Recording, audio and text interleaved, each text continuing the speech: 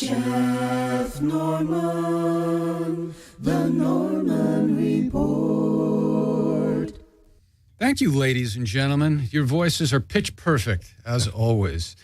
It is The Norman Report, and I must be Jeff Norman, and I am pleased to have in the studio tonight Geza X and Cameron Melville, who are connected in more than one way, but in particular, they are very much integral figures in a venue in downtown Los Angeles called The Vortex, and we'll be talking about that tonight. The Vortex is sort of a hotbed of community activism, and there's a lot of arts-oriented stuff that goes on in connection with that activism, and that's a synthesis that I really love quite a bit, so I'm very excited to be a part of it. I know you guys are, let's just say hello, first of all. Hi, Geza. Hi, Cameron. Hi, Jeff. Hello there. Hello there. You gentlemen, I noticed, arrived early. I don't know, were you listening at all to the previous show? Yeah, it was great. Oh, well, thanks. I wasn't fishing for a compliment, but I could have talked to that cop all night long.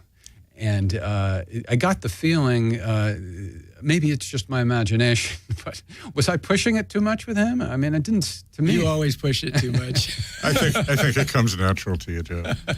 I wasn't trying to hold him accountable for anything. I'm really just curious. Yeah. Of course not. Just trying to draw some information out of him. And, that he did a great job. I mean, they have to say what they have to say. He couldn't answer a lot of the questions that were asked. He was, more responsible for local events. And, when you ask him a more generalized question like that about like something that happens in another, there was a call in asking for some kind of, advice, and what can he do? He can't do that much because he wouldn't know the circumstances. Right. Yeah, that's true. I wasn't expecting him to get into specifics on that. I would have liked the opportunity to get a little more deeper about, how, the emotional aspect of being a cop. Maybe that's not something they like to talk about at all. I don't think you're going to get that, Jeff. Yeah. I don't think so. It's a tricky and complex question too. It was kind of a, like a multi-layered question, and so it's. Yeah, he said he didn't really understand what I was after. I may not have asked it in a good way. I'm really just curious. Maybe this is more of a barroom conversation. That's what I'm thinking. A couple of cocktails and then police emotion. I'm just curious what it's like to be a cop. I mean, how do you size someone up just when you first kind of see them, and then what are the kind of decisions run through your head? I think that was what the question was about. Yeah, and that's really the I feel a lot of empathy for cops. That seems to me to be the most difficult, or one of the most difficult parts of their job. There might be certain things about that they might not really be able to say, except perhaps privately, like in a bar or something like that. All right, so all the more reason to continue my habit of drinking heavily in the streets of Los Angeles. It's not just getting drunk; it's getting information. That's right.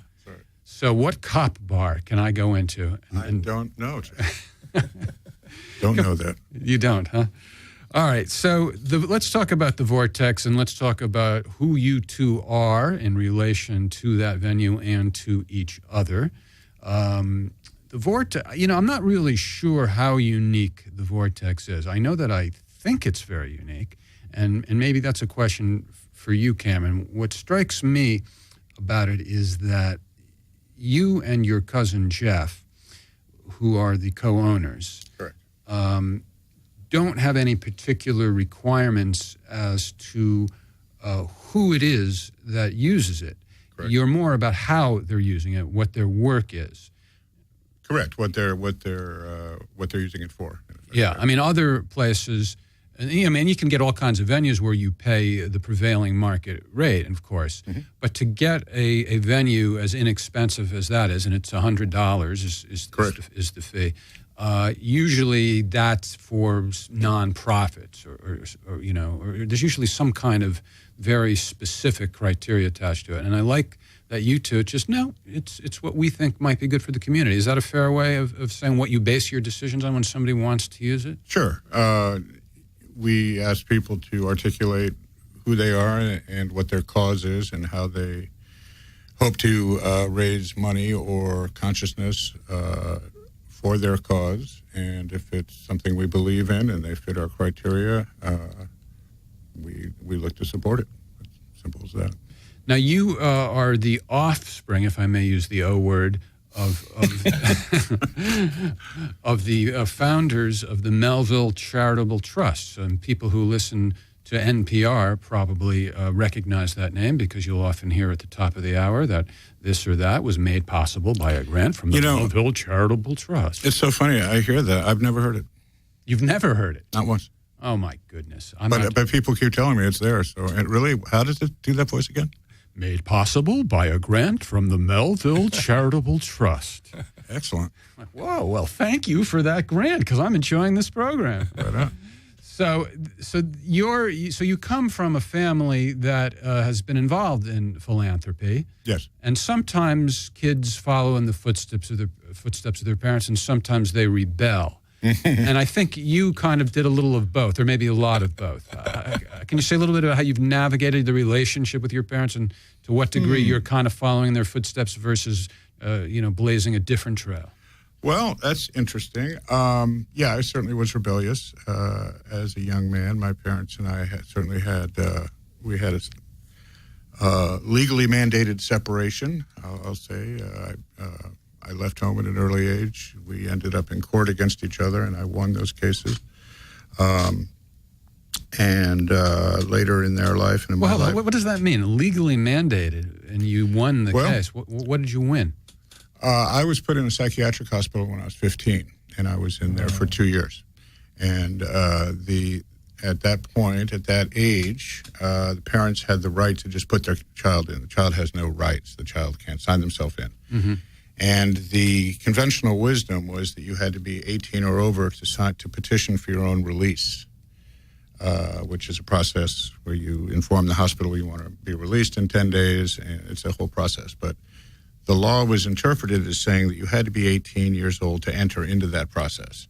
And that was legally inconsistent. There was a huge loophole there because the law never addressed that question, but did address how old you had to be to sign yourself in. And they said you had to be 16. So my case was simply the law should be consistent. If you're responsible enough at 16 to sign in, you should be responsible enough to sign out. And I won that case and became an emancipated minor, and it was a federal precedent. And so it's now held up as a precedent. And then my parents sued me for commitment as if I was an adult, and they lost, and I was released. And why did they want you institutionalized? Well, I think by the end, I think they had their doubts about the wisdom of their decision there.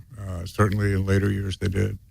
I mean, you seem so mellow now. It's hard to imagine what it was that might have even been under consideration. Is that too personal a question? Were you getting in trouble with the law and stuff like that? Is that what we're talking about? Minorly, nothing severely. I came from an advantaged background. I got bounced out of all my schools that I went to, and I was a incorrigible kid. No, I wasn't out there doing, terribly illegal things. A little bit, but. These were the days of Freud, and my parents listened to the experts, and I ended up in Yale Psychiatric Institute. Wow. And I heard you say on the Qumran report last night that you eventually patched things up with your... Oh, yeah. I did indeed. So you do philanthropy also, but you don't do it like your parents do it. Well, I suppose I do. It's funny, I certainly never set out to follow in my parents' footsteps in any sense. In fact, it sort of occurred to me rather late in the process that I was actually following in their footsteps with the vortex, things like that. I didn't really think of it as the same thing. But yeah, I believe in the principles as I see them behind philanthropy, for sure. Right. Well, why don't we show a little video footage of the vortex so people know what we're talking about. This is on Olympic Boulevard, 2341 East Olympic Boulevard, near the corner of Santa Fe Avenue in Los Angeles. And the website is vortexla.org. And we just have about a minute of footage to give people a taste of what the venue is. Vortex is a large warehouse in downtown Los Angeles, just east of the city, 20,000 square feet. We have a 400-person event space, which features stage, lights, PA, webcasting, podcasting, editing and production facilities, offices, promotional services, all towards the end of promoting and executing low-cost fundraising events for nonprofits and other community organizations that need a helping hand. What is considered success is an organization that we support walking away with an improved situation financially and as far as consciousness goes. The idea being to water across the spectrum of the grassroots. This is just a petri dish for people to come in and plant whatever they will. My personal view is to try to put as few boundaries on it as possible with a thrust towards moving society into a positive direction. And that was cousin Jeff Parker's voice at the end. He Indeed. is the co-owner along with you. Jeff lives here in Los Angeles. Indeed. And you live where? I live in upstate New York. I'm looking for the exact address, please. Yeah. Okay. I got to learn to get information out of my guests more. They always manage to evade the question. Hudson, New York. I got a little more out of you. All right. Don't worry. I won't show up without calling first. So we also have Geza X with us here, and Geza has a rather storied past and I think a storied present and future as well. Geza, I don't even know all the things you've done with your life. I have a feeling you've done quite a bit that isn't on my radar. But I do know that you're considered a key figure, a seminal figure in the California punk rock scene, and you've produced many records for California punk bands such as Dead Kennedys and Black Flag, the Avengers, the Weirdos, the Germs, and you had a Billboard hit that you produced that I believe was on the charts for about 30 weeks, and that was a song called Bitch. Correct. Yeah. And I know you in your post-punk phase, and much like my impression of Cameron, I have a hard time reconciling who you are now with who I imagined you would have been before, because you're, like Cameron, very sweet and gentle, and we think of punk rock as being, imbued with a lot of aggression. So are you a completely different person now, or were you, more or less how you were then, but you were one of the softer people involved in the punk scene?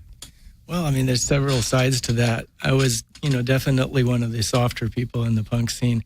If you consider my, viewpoints on life, I was a hippie. I grew up as a hippie. I was very politically active in the 60s. I was involved in a lot of demonstrations against the Vietnam War. I printed a lot of flyers and bumper stickers. In fact, I ran away from high school. Am I close enough? There you go. Oh, I thought you were talking to me. Okay, we have a request. Oh, all right. Our board operator, Jenny, who's lovelier than Tupelo honey, is trying to coax us into getting a little more intimate with the microphones. Yeah, yes, I understand. She wants us to sound good. All right, I'm so loud in my headphones that maybe that's what it is. Yeah, but hey, this is a sound professional you're dealing with here, by the way. Okay. Yeah. It's all good. All right. So, yeah, I was involved in a lot of student demonstrations. I ran away from high school to go to the college at campuses and to help print up flyers. I was on the night shift at the, the print shop there, and I learned a whole lot of things that way. And I, went to Berkeley, and I was part of the People's Park demonstrations when they were trying to actually build a park. So Cameron and I have that in common. We come from a background of a lot of 60s activism, and we both really, really love the idea of people, if I may speak for you on this one thing, of people really rallying to pick themselves up by their own bootstraps, and if they have something to say about society, to say it openly and to help do something meaningful. And so, after that, after the 60s, I ended up back in L.A., and I was a musician. I'd started to play in a lot of bands. So I ended up in Los Angeles right before punk rock exploded. And so that's how I became, what the word seminal means.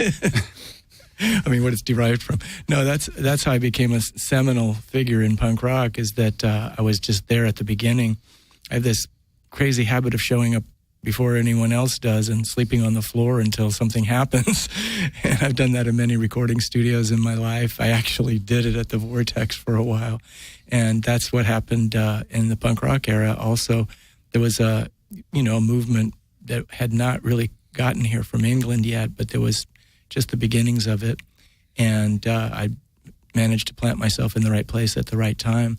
And I already had experience from the 60s, and so I was, a rabble-rouser. And yeah, there was a lot of drunkenness and debauchery. And so the part of me that is nice is my personality, but the part of me that's crazy is the part that, drank and did all of the drugs. And right. And I don't mean to reduce the wild life. I don't mean to reduce the genre of punk rock to just, aggression. Some people had a more nuanced understanding of life than others, and there were some very valid political expressions made in very artful ways. You worked, I mentioned before, with Jello Biafra and Dead Kennedys. One doesn't necessarily have to agree with everything Jello says to recognize he's a very smart guy, and there's something going on there. What was your experience like working with him? He was a really good friend of mine in those days, and we did a lot of stuff together. I used to go, stay at his house when I would go to San Francisco. I had 3 or 4 places that I was always welcome. And he's one of the funniest, most intelligent people, great storyteller. And he was very interested in politics, more so than a lot of the other punkers. Punk had several different sides to it. I would say that in Los Angeles, it had a very strong Dada element to it. It was artsy. And when it first started out, it was, much more about freedom of expression and sort of the anti-this, anti-that, being very Dada-like, where something was elevated to museum status when it was like a urinal or something like that. And that was a typical Dada type of idea. So that's kind of like, what punk rock was like in the Los Angeles area. But in San Francisco, they were more political. And Jello, of course, was very political. And so when he would do his albums, I used to love working with him because it'd be like an annual news report. Now, I'm not sure if this was the same year, but I went to college in Boston, Emerson College, from 1977 to 81, and I had a little side business going on promoting concerts. And unlike other colleges where, you sort of do it through the school, you're on a concert committee sort of thing, we actually were allowed to do it as our own business. We just had access to this venue, and we put up our own money and either made money or lost money. And since we didn't have to pay for the venue, we made money usually. And the wildest show we did by far was Dead Kennedys. Oh, wow. I've never seen anything like it. I mean, I was a disc jockey on the college station, and so, I was aware of punk rock, but I wasn't deeply involved in that scene. And it was like exciting, but it felt dangerous, actually, in that room. I used to roadie for a lot of bands, and I went up north with a band called the Screamers that was very popular in those days. And after a video recording, we met with these guys that were just kind of fresh out of college, and they were telling us that they were going to start this band. They were going to call it the Dead Kennedys. And I was thinking, wow, what a great name. I wonder if they're going to really be able to live up to it. And then on a subsequent tour, I was roadieing for the Screamers or some other band. I went up there, and the Dead Kennedys were playing. This was, things happened very fast in those days. It was months later. Well, when you come up with a great name like that, you just have to, even if the band's not ready. You gotta rock. Yeah. So they were playing. I've had ideas like that too, where it's like, that's such a great title for a book. I got to start writing it. So they were playing at this club that was the big hot spot for punk rock called the Mabuhay Gardens. And I went in there, and as I entered, I started to hear this thunderous sound. And I went to the front where the speakers were, and I didn't know who was playing. And it was them. It was the Dead Kennedys. And I started to hear the beginnings of this song, Holiday in Cambodia. That's one of the things I'm best known for recording. And I was listening to this song pouring off the stage, and Jello Biafra just doing this, And I was just thinking, wow, I would love to have a chance to record that song. And then a month or two later, they called me, and they asked me to record it because I had started to get a reputation as a producer for recording the Germs and a couple of other bands. And it's just, that's how it went in those days. The entire punk rock history is just a couple of 3 years in length. And then later on, there was a sort of a second wave that was called hardcore. Well, I'm sure a lot of people are familiar with that song Holiday in Cambodia, produced by Geza X. Thanks. And we have about a minute of it that we'd like to play for folks right now.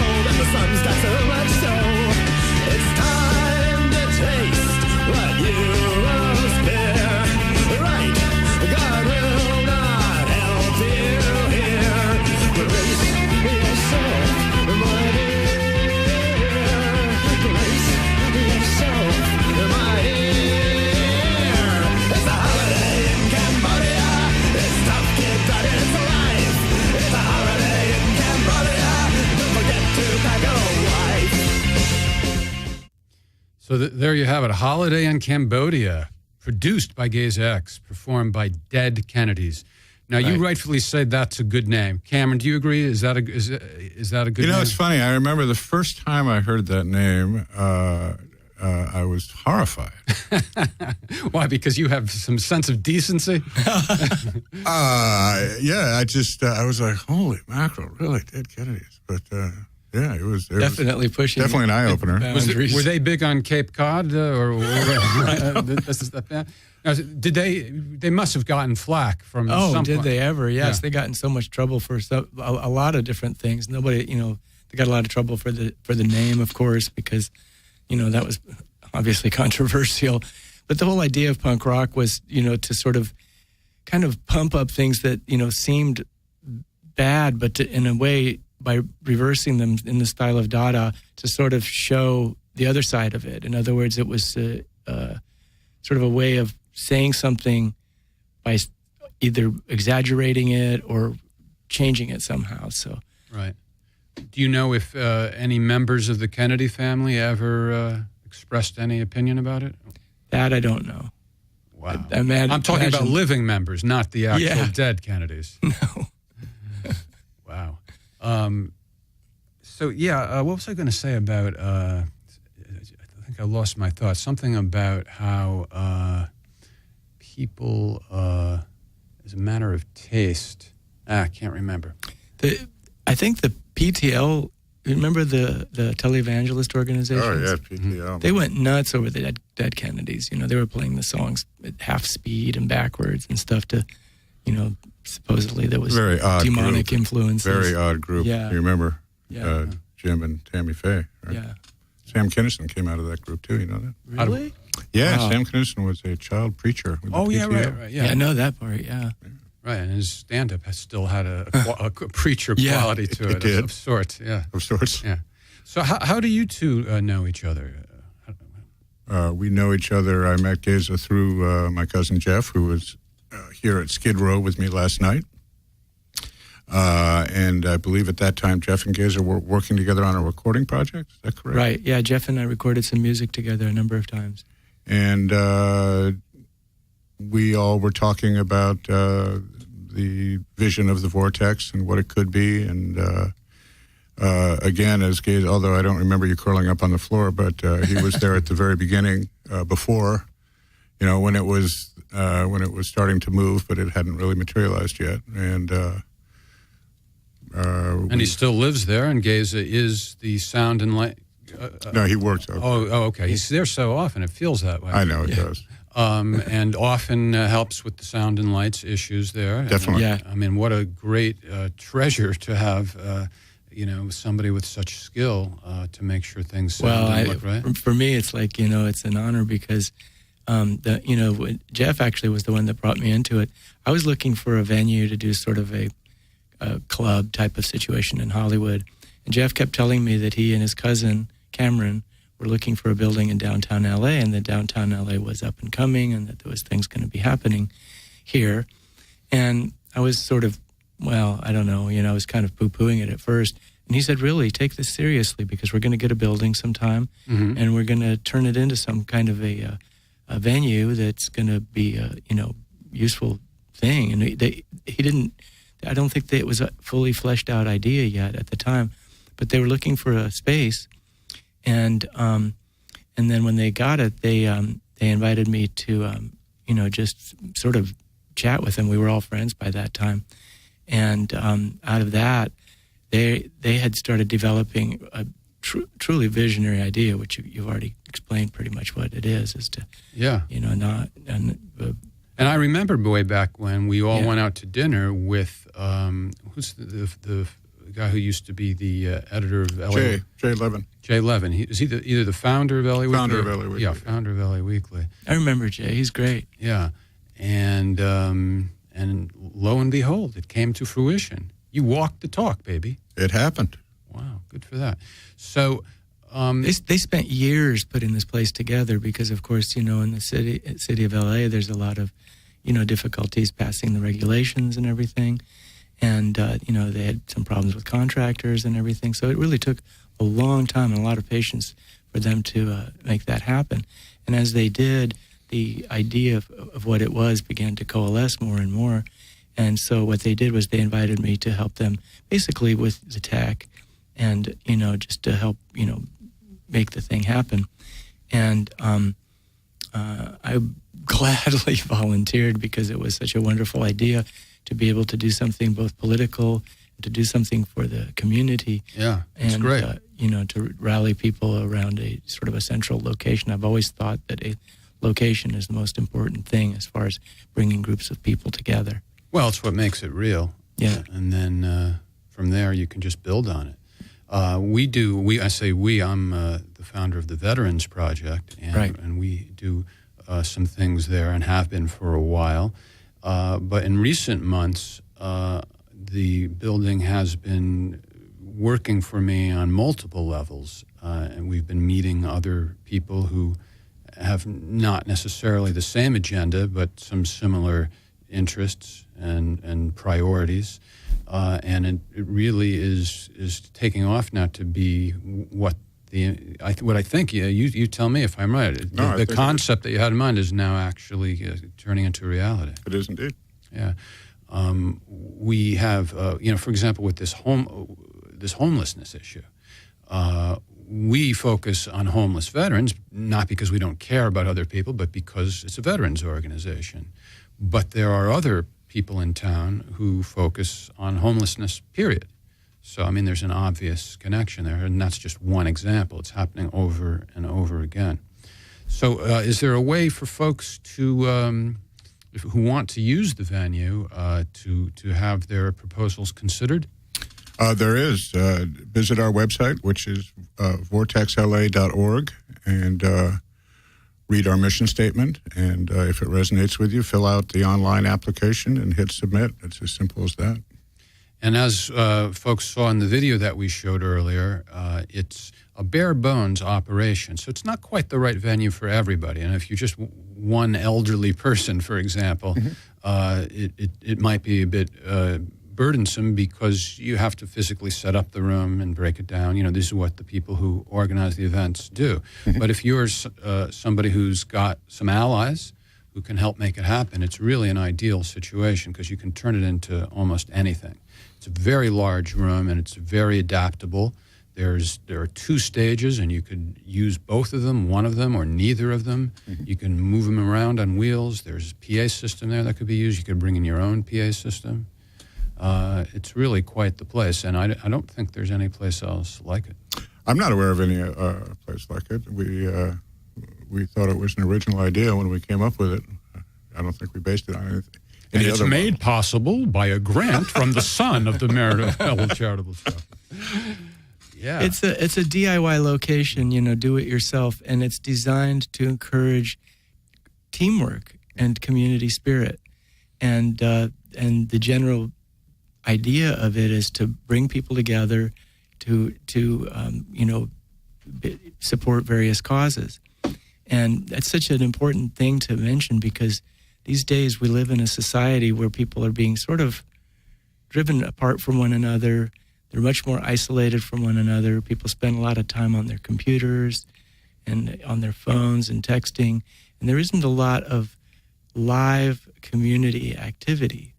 Even the club scene is kind of like dying in a lot of ways. You know, you see back in the day, you know, bands would play and there'd be a lot of people attending these shows. It's harder and harder to pull people to shows because people like to stay at home. And of course, I think, you know, as a political notion, that's sort of encouraged by the powers that be, the sort of the largeness of the states that we live in, and the, you know, the kind of corporate bureaucracy that's sort of taken over the government these days. So in a lot of ways, we're being discouraged from getting together and to, you know, support causes that we believe in and to stand up for ourselves. We're being discouraged because, you know, it's more convenient for the large kind of power forces to keep us separated and alienated. So I think it's extremely important, and it's a very, very wise notion on Cameron and Jeff's part to create a community space that is designed to make the community pull themselves up by their own bootstraps. That's so important, because that's exactly the thing that's not happening in society anymore. And as people become more separated, all sorts of bad things happen to them. They become easy to indoctrinate. They become, in a sense, more insensitive to each other's needs. So there's a loss of compassion on a social level. And, I mean, places like this, Skidrow Studios, are wonderful because they bring that back. Same thing with the Vortex. The Vortex brings people together, and it literally forces them to apply teamwork and to help one another. So I think that's part of the thing that's so important about it, is that there's a lot of heart involved, and that's something that we are missing in society, and more being, you know, it's being taken out of society. Right. Well, I want to ask you about the neighborhood that the Vortex is in, but let's get Jeff Parker in on this conversation. And he is Cameron's cousin and is the co-owner of the Vortex. Jeff, are you on the line now? I am. Hey, How are you, Jeff? I am succulent, my friend. How are you? Sweet cheeks. Geza was just bowling us over with his very articulate views on community. And, Oh, yeah. And I wanted to talk a little bit about the neighborhood that it's in. And why don't we start the conversation there with you?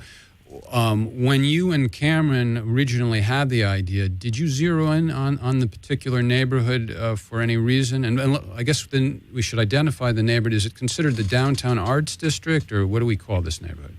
Well, we're a tiny bit outside of the Arts District. I think the Arts District ends at 7th Street. But when we were looking north of 7th Street, up closer to like 1st and 2nd Street, but we put a number of offers in on different buildings, and it was like a feeding frenzy at that point in time. It's been about 10 years ago. And there really wasn't much happening then, but even then, I think, you know, they had already made a couple stabs at trying to get this place to catch as an artist district, and I think everyone had a hunch it was going to happen this time. They had some stuff in place with the city that allowed that to happen, some incentives, a thing they called adaptive reuse, and you know, an industrial enterprise zone, and some other incentives that kind of really brought in private money. So, yeah, industrial, I think, is a way to describe the neighborhood. It still is largely industrial, and I think it used to be, if I'm not mistaken, almost completely industrial. I believe it was called the Warehouse District. Yeah. So is it then fair to say that the dreaded gentrification is not really at play in this neighborhood so much, since there never were poor people living there, or am I making an assumption that's not right? Hard to say, Jeff.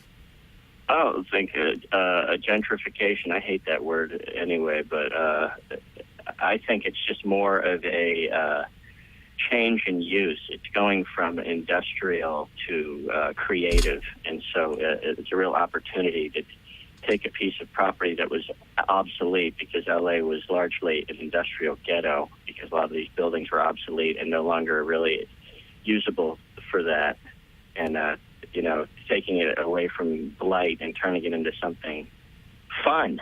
Yeah, that's my point. I don't see a downside here. In downtown, which is only a couple of miles away, there's tension, between the people, the homeless people, the people who are very low-income individuals, and all this big money is coming in, and that's a serious question. I don't have any particular. Tough one. Yeah, it is, but I don't think that in the neighborhood where the Vortex is, that's so much of an issue. So, what do you guys think about the neighborhood? This is home, so to speak, right? Well, I mean, at least when you're there. What do you think of the neighborhood, Jeff? I mean, I love the neighborhood. I know that a lot of people that came in, let's say, 5 years ago, are rapidly getting disappointed because they're getting priced out up in the actual artist district. So there's this migration south into more of this kind of grittier area that are real artist working spaces. I hate to use that term too, as opposed to like condominiums. Right, that's important though. Yeah, it is. And can you say a little bit about what it's like to be involved in an enterprise like this? It seems like you have to wear at least two different hats. I'm thinking of the business aspect, and also there's a very creative, arts-oriented thing going on as well. Yeah, and there's a lot of politics that takes place, as you're aware of, with the different kinds of people. And I think that we have a very unique mission statement where we're trying to please a lot of different people. And it's really interesting to see, for instance, if a filmmaker comes in, he sees our place as the place to shoot, and if somebody comes in, they see it as a lecture hall, and another person might come in and see it as an artist studio, and they want to put their twist onto our space, and they try to get us to slant at that, and we just want to keep it an empty space that anybody can do anything in. So that, along with the politics of the city, the police, the local police, and the council district, and just the neighborhood, which Geza, of course, is involved in, and you've had some interface with having to deal with the police and things like that, and the legalities, and so there's a lot of different aspects of trying to run a place like this, more than I had ever anticipated, that's for sure. Yeah, I would imagine so. And so you have sort of an arm's length relationship, I think, with most of the organizers who come in. You guys take a look at what it is they want to do, and you make a decision, and you let them do their thing, and you don't tend to get involved. But sometimes you do, and I think that's been the case with some of my allies who are service providers, helping veterans deal with their issues, as well as helping veterans contribute to uplifting the community. And I just want to thank you and Cameron and Geza and everybody who's associated with the Vortex for that support. And why is it that you do seem to take more of an interest in veterans than some of the, I don't feel like you just treat it as we're there to use the venue. Veterans and homeless people, I think we take a specific interest in because Cameron's family, of course, is very involved in eradicating homelessness in the state of Connecticut. So that's just kind of like comes with the territory. It's just kind of something that we do, just because we honor that and understand it and respect that. My dad was in the Marine Corps, a combat veteran, and I saw the effect that had on him. And had it not been for family, my father could have very well have been homeless. He didn't fare too well psychologically from being in combat. And as time wore on, he became less and less capable of holding down a job. And I think that happens to a lot of people that experience combat. To come back and to mix in with society can be a real challenge. Yeah. And Geza, do you have any particular connection to veterans? Not really. What was important for me was that when Cameron and Jeff gave me the opportunity to, my studio, I used to have a studio in Malibu called Satellite Park. And when I decided to close it down, they gave me the opportunity, really kind of granted me space to set it up there, because I had started to make some decisions about my own life. I've been recording indie music for most of my life, and I love the underground. I love underground culture. I always will. And so, but I wanted to do something a little different. I was getting older. I'd had many life-changing experiences, and I wanted to do something that really gave back to the culture. And this isn't the 60s. People are doing things in a very different way, and not a lot of people are doing things that, I should take that back. There are a lot of meaningful organizations. But they gave me the opportunity to set up my studio gear in a room of the Vortex, and it gave me a lot of autonomy, actually, to run it as I, whatever I, saw fit. And the best organized and managed groups that came into the Vortex, because what I was going to do basically, and what I am doing, is to provide media support for selected groups that show up at the Vortex that look like they're doing something really worthwhile. Because, I can't help everyone, but I do have a studio there, and I want to, provide media services to the Vortex in line with their mission statement. So my mission statement's sort of a subset of their mission statement. Well, the Veterans Project and its offshoot groups came in with a lot of really, really good projects, fully formed, functional, organized. It showed up every week, did a lot of good for the community. I started to see them as one of the most viable things, because I wanted to help the homeless as well. I wanted to help veterans. I wanted to help at-risk youth. And here were organizations coming out of the Veterans Project that were doing bits of all of those things. And so one of the first things that I did was, as I was actually building the studio, I started speaking with Melvin, who runs the Drama Stage, which is an offshoot of the Veterans Project. And Melvin really impressed me from the beginning with his group because of what they were doing for veterans and conflict resolution skills that they were teaching. And they were helping homeless, and now they're getting involved with some at-risk youth organizations to help kids. And I fell in love with what they were doing, and I just approached Melvin and said, hey, I'd like to work with you guys. You're sort of the perfect template for the type of thing that I've been thinking about doing with this studio. And so, it's a labor of love, and it's obviously a work in progress. As the entire Vortex is, we're still building it up. It's still a new thing, and trying to turn it into what, Cameron and Jeff had, envisioned as a model of something to help society. And as it evolves, I'm taking this studio equipment, some of which is kind of older and, not as, robust as all new gear would be, but trying to apply it to the projects that Melvin and those types of groups are bringing in. So it's really challenging, and it's really fun in a lot of ways. They had me teach a group of people, about what recording is, and I was able to kind of go just to square one and show exactly this is what a recording console is. This is how you record stuff, and to show them how they could apply that to, for example, YouTube, how they could do small things and put them up on YouTube and learn a little bit about it, so it's not so intimidating, because the process of recording is intimidating to people. So those are some of the kinds of things that I've been bringing into the mix. I concur that some of our equipment is less than robust.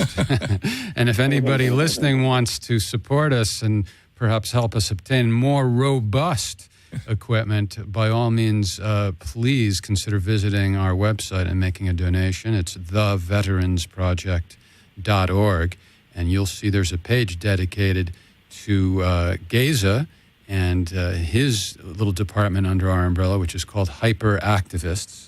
Thank you. And that is all about merging the arts and activism.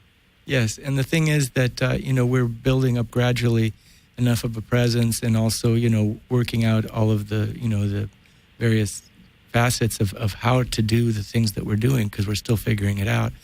And then we will, apply for grants and donations and try to, do it up properly, because, of course, it needs staffing, it needs personnel, it needs equipment, it needs everything. I mean, right now it's just, the few of us doing most or all of the work, and then the community groups that come in doing the programs. But what we really need is, back in the day, Cameron could, attest to this also, is that back in the 60s, there were all of these places where people could, check in and volunteer and find places to sleep overnight and to, contribute to whatever kind of work was needed. In other words, there was a very strong spirit of volunteerism. And that's been sort of lost. It's really actually very hard to find volunteers. Plus, when you have a thing that relies on a lot of tech, like, a sound system or a, stage system or a studio, then of course you have to train people, and then that means that they have to really care about what they're doing and want to stick around for a while. And it's hard to find people like that, and we do that because we sort of come from that kind of background, but it's rare nowadays to find people that are into that. Right.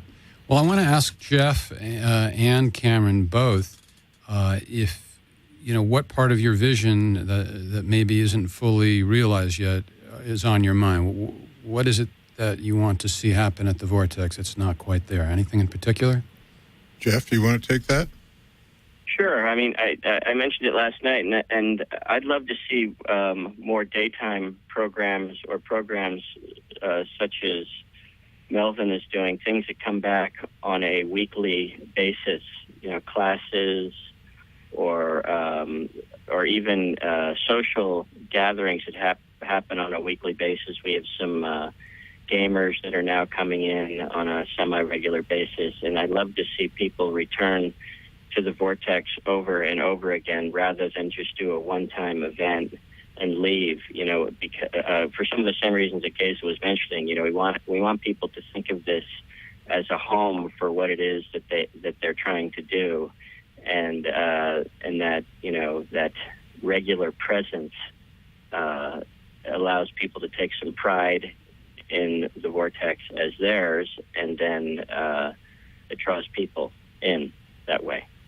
Totally, and then it builds community, and by building community, there's cross-pollination, and once there's cross-pollination, ideas start to form, and when the ideas start to form, people get hope, and they also get mobilized, and they start to do larger and larger projects, and that happens only when you get groups of people interacting with one another over a period of time. Yeah, I would say that was part of the vision and is part of the vision. It comes with the variety, having a variety of causes using the space, and that can be very strong. It can build networks between people who may have different causes but may have much more in common than they think. But yes, a variety of uses and causes is... Right. Well, that's what I was alluding to before, that I'm experiencing now.